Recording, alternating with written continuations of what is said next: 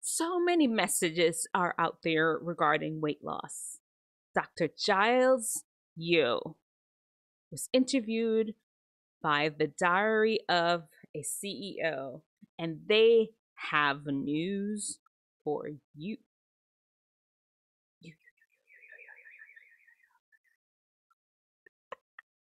That's my sound effect. I really need to hurry up and get a sound effect board and stop acting like I can make my own sound effects in my mouth. Anyway, let's see what I got. Fatter with age. Yes. Between 20 and 50 years old, the average person will gain about 15 kilos in weight.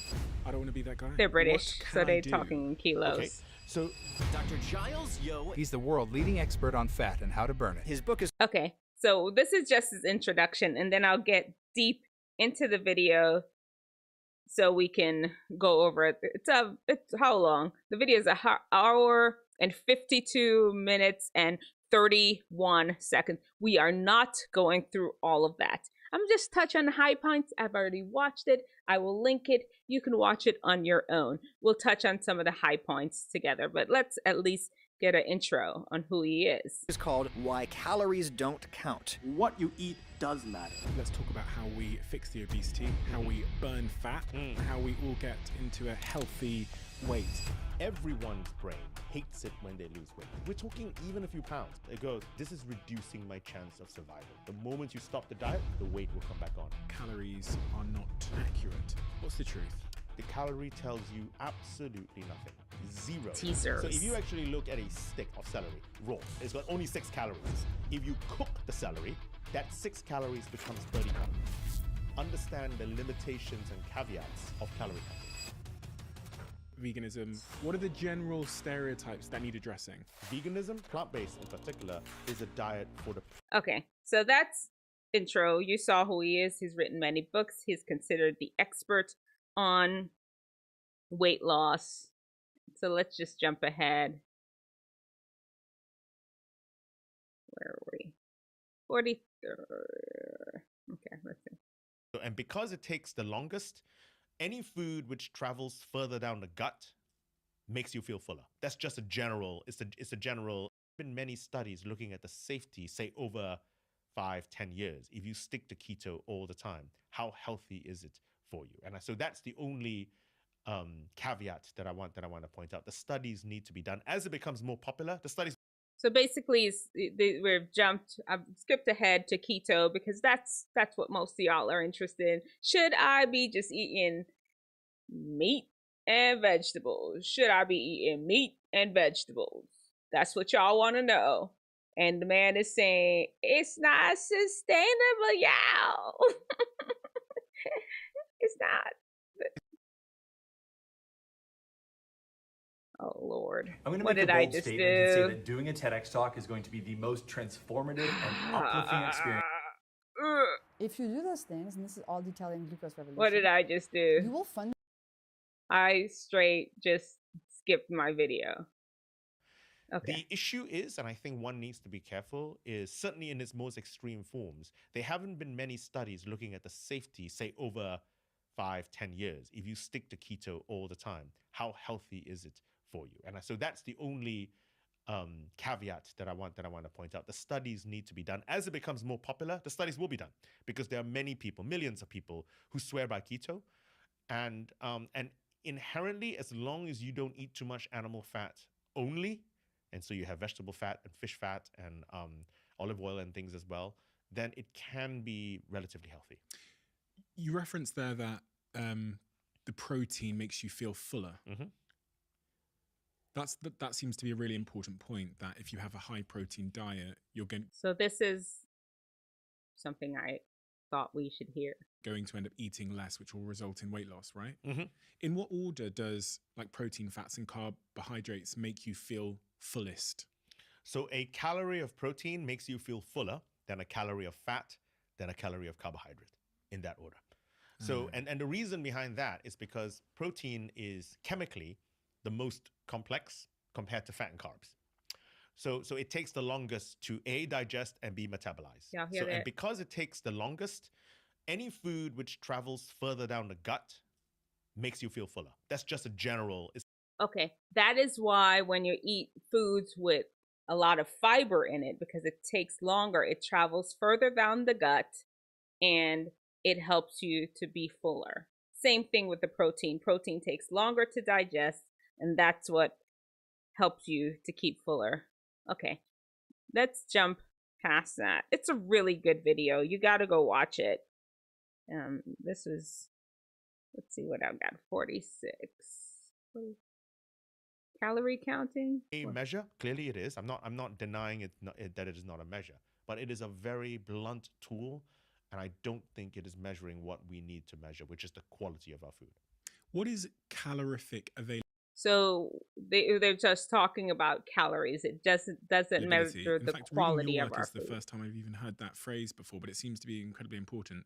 So calorific or caloric availability is the amount of calories that you can extract from a food versus the total number of calories in a food. So the example which I cite in both books actually is if you had 100 calories of sugar, just pure white sugar, you would probably end up getting 98, nearly 100 calories out of it, nearly 100%, okay? Because sugar is our base fuel. We chop once we absorb it. There's no digestion. It doesn't require a lot of digestion. And one example which I give is imagine if you ate sweet corn on the cob, and then you looked in the loo the next day, it is quite clear you haven't absorbed most of the sweet corn because you can see it, okay? But if you take sweet corn, desiccate it, convert it into a cornmeal, make cornbread or corn tortilla, do something else with it, suddenly exactly the same source of food gives you a different amount of calories, okay? But yet it starts from corn. It's exactly the same thing. So that's caloric availability. You can start with a source food, but depending on what you do to that food, different calories are available. There's nothing wrong. Okay, do you all see that? Did you see what he said? It just depends on what you do to the food. How much you cook it and break it down and separate it from its core, from its fiber. That's how you can extract more calories out of a food. And that's what he's trying to say. So the calories, he later on goes out to say that calories does offer a good guideline around what you're eating. It does offer a good guideline. It should not be the be all end all. Let's skip ahead because I have something 48 50. Let's go on. Let's keep hearing what he's saying about nothing wrong with cornbread calories. and there's nothing wrong with sweet corn. I'm just saying that the calorie counts make no sense because you will extract different amounts of calories from the food, even though we're working with exactly the same food. That's crazy. So if I had corn on the cob, like I'm just mimicking your action there, and then I had a corn tortilla. Yes. If both of them said on the package, this is 100 calories, yep. The truth is my body might, with the corn on the cob, only have 50% of the calories available because of the nature of the food. Yeah. Versus if I ate the corn tortilla, which says 100 calories on the package as well, you might get 80 calories from it. I might get 80 calories from it. Yes. Ding, ding, ding, ding, ding, ding, ding, ding, ding, ding, ding, ding, ding. Sound effects. So I'm gonna give you another example. Celery is probably something that's easier. Okay, let's just hop ahead. Let's go to gluten. Talked about gluten here. Let's see. You want to see all the subheadings? It said, talked about his bio. Why did he decide to go on focus on food? How his perspective on food changed. Genes that are linked between obesity. Our brain hates us to lose weight. That's a good section. How to burn fat. Calorie counting. That's what we're on. And then let's hop ahead to gluten. That's what a lot of people are, a lot of you all may be interested in. All right, 40. Okay. 1% of the human species are celiacs, okay, and they are completely allergic to gluten, and you want to stay away from gluten, okay, like literally. That's they get to the point where it's so bad that their guts don't work anymore and can't absorb food carefully, and so it can kill you. So that's no joke. And so gluten-free was originally designed to cater to. So do you understand what he's saying? So there's celiac disease, where you absolutely cannot tolerate gluten. Your body cannot process it. You eat it, and it basically just sits in your guts and ferment. The bacteria ferment, and your gut essentially can explode. And it caused some other disruptive things too. I'm oversimplifying it because y'all are not medical and you're not about to take any internal medicine boards or nothing, so we don't need to go into all that. Celiac, you cannot tolerate gluten. Then there's some people that have found that when they eat gluten, it irritates them. And what he goes on to say, that sometimes it is really not the gluten. It may have been some other parts of the food. Unless you've been diagnosed, there's a whole blood test that we do to diagnose celiac disease. It's not just random, oh, I ate some gluten and I felt bad type thing. People with celiac disease, 1% of the human species. 1% of the now, humans. 3 to 4% of humans, and that's slightly more difficult to measure, are probably genuinely gluten intolerant. And this could be maybe from a little bit farty till some. So 3% are gluten intolerant. Now it seems like everybody gluten intolerant. Severe gastrointestinal distress. But genuinely so. And probably it's best for them to at least not have a big bolus of gluten. But the rest of us are not.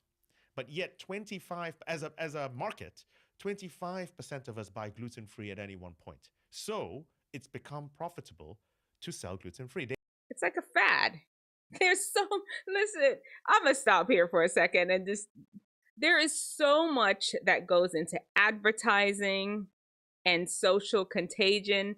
I know we like to deny this sometimes. It's there. I see it as a doctor. It is there that even when I was in medical school, just because I was learning about all of a sudden, thyroid, that was a big thing for us in medical, thyroid and anemia. It's got to be my thyroid. I'm tired. I can't sleep. I just can't function. I'm sad. You're in medical school. You're staying up late. You're digesting volumes and volumes of material. The stress. If you don't pass, you could get kicked out, the loans, all of that. And you're wondering why you're tired. It's not your thyroid. And it's just because you learned about it, because people are talking about it, you think you have it. And that's what is happening with this gluten thing. Did you hear what he says?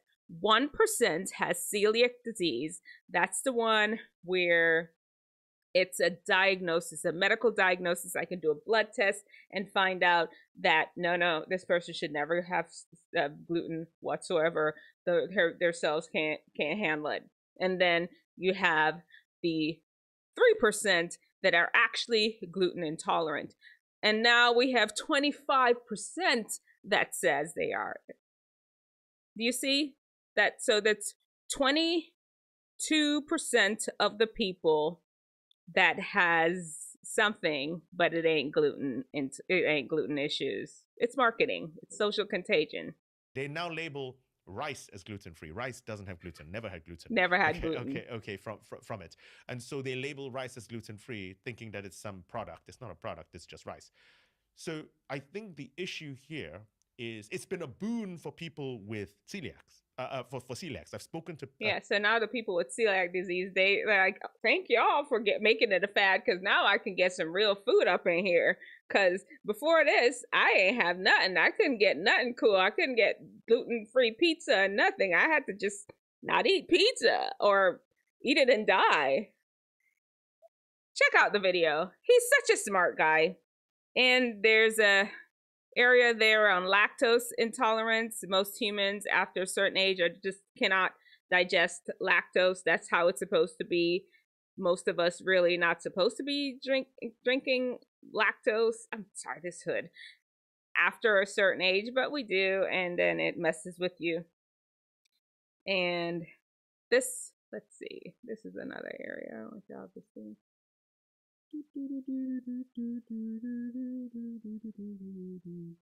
This one. They talk about veganism. He talks about a lot of stuff.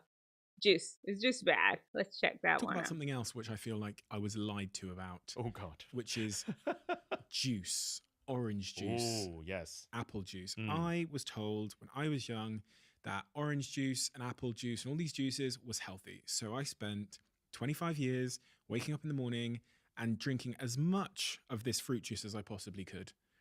Now, when I read your book, when I started speaking to other people, when I spoke to Tim Spector, I found some alarming things. One of the really alarming things you said was the comparison with Coca-Cola. Tell me about that. So orange juice or apple juice, both of those juices in particular, have as much sugar concentration, exactly the same sugar concentration as Coca-Cola. Is it not Bam! Shots fired. Brup, brup, brup, brup, brup, brup, brup. As much sugar as your Coca-Cola. As much sugar as your Coca-Cola. Let me pull up the video so y'all could see what the man, see him say it again. Oh. Whoa. What happened here? We don't want that. Let's see. Okay. Talk about something else which I feel like I was lied to about. Oh, God. Which is juice, orange juice. Oh, yes. Apple juice. I was told when I was young that orange juice and apple juice and all these juices was healthy. So I spent 25 years waking up in the morning and drinking as much of this fruit juice as I possibly could. Now, when I read your book, when I started speaking to other people, when I spoke to Tim Spector, I found some alarming things. One of the really alarming things you said was the comparison with Coca-Cola. Here we go again. Tell me about that. So orange juice or apple juice, both of those juices in particular, have as much sugar concentration, exactly the same sugar concentration as Coca-Cola. Is it not different sugar? It's not different sugar. So it is different in terms of in the juice because of its source. So it probably has more vitamin C. It probably has a couple more minerals. Y'all hear that? The only thing different is the little mineral and vitamins that may be in there. And you know, if that's what you want. I only drink water. I eat my calories. I gotta save it for my food. I don't drink. I drink water. That's it. Every once a year, I may have some juice. Once a year. Okay. Yes. All right. Let's jump past that and hop to this next section, and then we'll call Dr. Yeo. It'll be a wrap for you, son. On that point of losing weight, there's this thing called the Weight Watchers, which you talk about in one of the chapters of your book, chapter 11. Yep. Weight Watchers. Are these things good? These like groups of people that are like losing significantly harder for certain people if their family is maybe a little bit more larger. Okay.